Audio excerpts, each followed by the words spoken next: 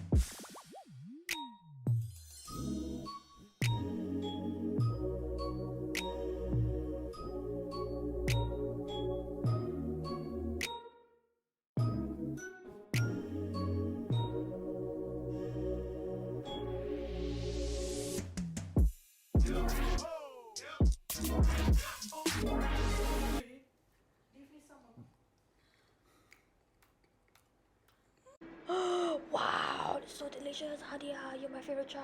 Oh my god.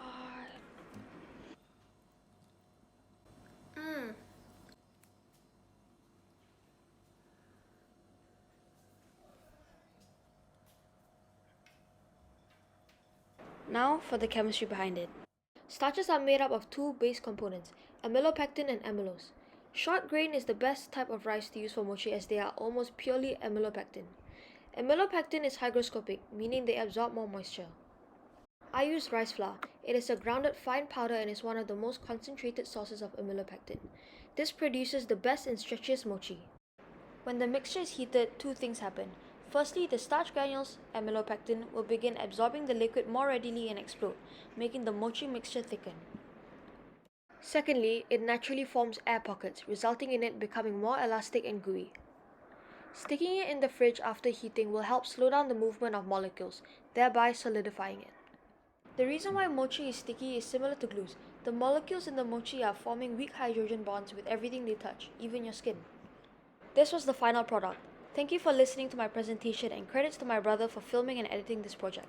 Feel free to give me feedback using the feedback form on the Google site. Thank you and have a nice day.